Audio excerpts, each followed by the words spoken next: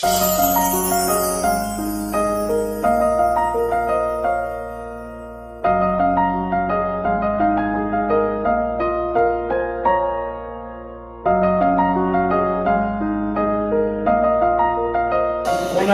décidé de lancer un projet qui s'appelle le projet Le Puits de l'Espoir. C'est venu comme ça au détour d'une conversation avec des bénévoles, etc. Et alhamdoulilah, ça s'est concrétisé. Pour ce mois de Ramadan, on s'est dit voilà, enfin comme on dit, au diable la chance, on va essayer. Et alhamdoulilah, au jour d'aujourd'hui, on totalise 1958 et des brouettes sur les 3000 qu'on veut récolter. Et quand on a cherché pour avoir des contacts par rapport à la construction du puits, etc., moi, comme je connais bien Cheikh Salah, c'était mon prof d'arabe quand j'étais comme ça, j'étais tout petit. Et donc du coup j'ai pensé à lui, parce que, machallah, voilà, c'est une personne que, voilà, bref, On sait. Et donc du coup, je lui ai dit, est-ce que toi, dans ton pays ou dans tes connaissances, est-ce que tu aurais eu vent de quelqu'un qui aurait besoin de construire un puits ou quelque chose, parce que nous on est en plein dans ce projet-là. Et justement, alhamdoulilah, par la grâce d'Allah, justement, dans son village, ils étaient en train de chercher des fonds pour construire un puits.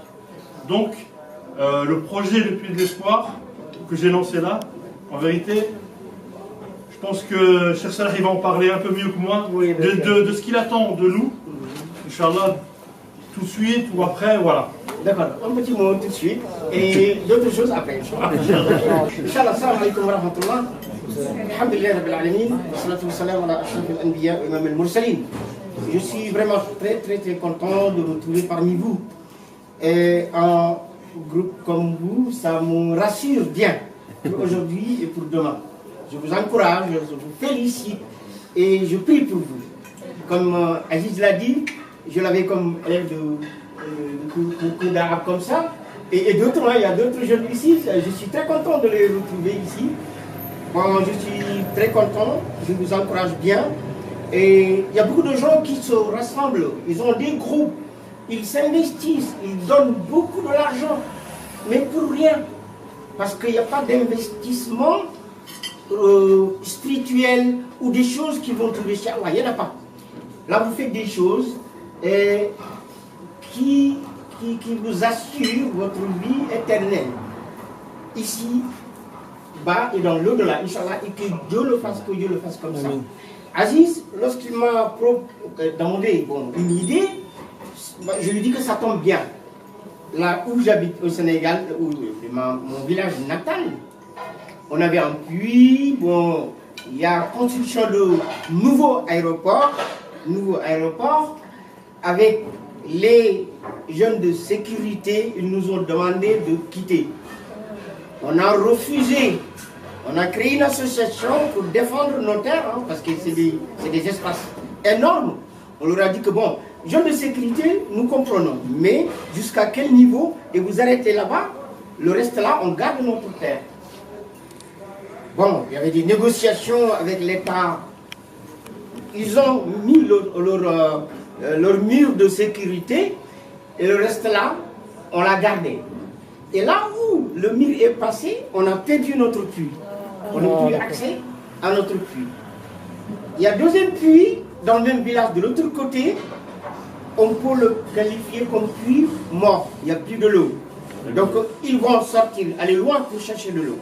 Donc Aziz, lorsqu'il m'a parlé de ça, j'ai dit ça vient de Dieu.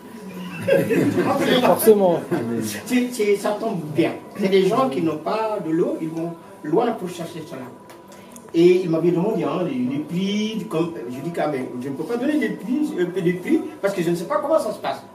J'ai appelé et j'ai demandé des prix, des choses comme ça. Il y a une personne qui m'a donné des informations qu'il avait récoltées selon ses expériences, des choses comme ça. J'ai discuté avec lui. Dernière fois, c'est aujourd'hui. On a dit que pour faire ça, il faut que ça soit de manière un peu officielle et claire, écrit. Notez bien. Pour cela, les gens qui vont creuser ou rénover, réhabiliter le puits qu'il y a, ou creuser un nouveau, il faut chercher des professionnels qui nous font des devis pour qu'on sache vraiment le prix, c'est combien. Ça, c'est une première option. Deuxième option, et ça, on trouve ça partout là-bas dans les coins, c'est de faire un forage. Ce n'est pas un puits pour le petit village, mais ça va aller plus loin que le village. Donc il y a deux options. Soit on réhabilite ce qu'il y a, on rénove, on sort l'eau avec des choses à faire. Hein. Il y a l'eau, il y a pompe à eau, il y a réservoir de l'eau. Faire devis pour savoir le prix carrément. Et si c'est forage aussi, bon, c'est deuxième option, on saura vraiment les prix qu'on aura sur des papiers. Inch'Allah, voilà le résumé du projet. De toute façon, pour terminer, je voulais vous dire que c'était de penser à un puits ou quelque chose comme ça. Saad ibn Mu'adh, c'était un compagnon du prophète. Il était en voyage. Au retour, sa maman était décédée, donc il n'était pas là. Il pose la question au prophète, il dit que je connais bien ma mère. S'il devrait parler aujourd'hui, il aurait parlé de l'eau, de sadaqa. De sadaqa. De sadaqa, c'est pas de l'eau, mais il a dit sadaqa. Après il dit au prophète, est-ce que moi, si je fais de sadaqa, ça va arriver chez elle? Le prophète lui dit oui, sadaqa c'est bien pour les morts. Après il a dit que mais quelle meilleure sadaqa? Quelle sadaqa serait la meilleure? C'est là que le prophète a évoqué l'eau. Il a dit que meilleure sadaqa pour un mort c'est l'eau. Et ce compagnon qui était très intelligent, il n'est pas allé acheter de l'eau distribuée. Il est allé closer un puits et dire que ça c'est pour ma mère. Vous voyez comment c'est important d'avoir ça dans la tête, closer puis des choses comme ça. Il y a une question qui m'a été posée tout de suite aussi, avant de terminer, il faut en parler. On dit que vous faites des maraudes. Bon, on dit que mais pendant le ramadan, on donne à manger à des gens qui ne jeûnent pas. Est-ce que ça colle? Zakat al-mal, est-ce qu'on peut donner ça à un homme musulman? Vous voyez, il y a des questions comme ça qui se posent. Je dis que, mon frère, notre religion, c'est une religion du Coran. Le Coran, c'est un livre du Rahman, et cette Rahman, c'est sans frontières. Dieu dit au prophète, je ne t'ai envoyé que comme miséricorde universelle, donc sans frontières. C'est Rahman. Il y a un hadith très connu. Quelqu'un qui avait beaucoup de péchés, il a abreuvé un chien et Dieu lui a pardonné ses péchés. Ce qui m'intéresse dans l'histoire, c'est la fin, parce que je ne raconte pas l'histoire. On dit au prophète que même avec les animaux, on gagne la hasanat. Le prophète a dit Fi kulli kabidin rabbin sadaqa. Le bien que tu fais pour chaque chose qui a un cœur qui bat, pour chaque cœur qui bat, tu gagnes des hasanat. Donc là, notre bienfait, notre action, tout ce qu'on peut faire du bien, c'est sans frontières. C'est comme la fraternité en humanité que prendre la religion, c'est sans frontières. Et pour terminer, ce hadith de prophète sallallahu alayhi wa sallam, autre hadith, إذا مات ابن آدم انقطع عمله إلا من ثلاث صدقة جارية وعلم ينتفع به وولد صالح يدعو له. Quand on quittera cette vie d'ici-bas, qu'est-ce qui va nous être utile après la mort?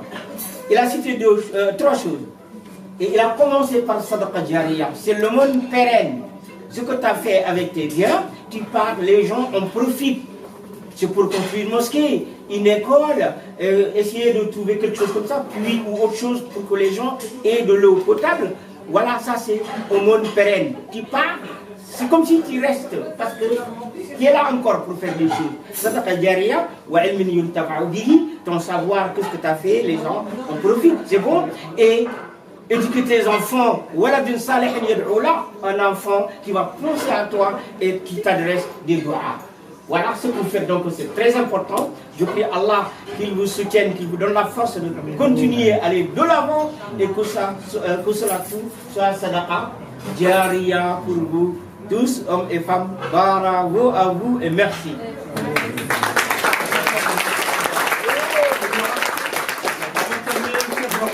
Avec Moi-même, je ne peux pas partir sans faire dua pour vous. Vous faites dua pour moi. Bien sûr. Et le propriétaire du restaurant aussi. Il n'est pas là. Il a Il est en Allah, pour le restaurant.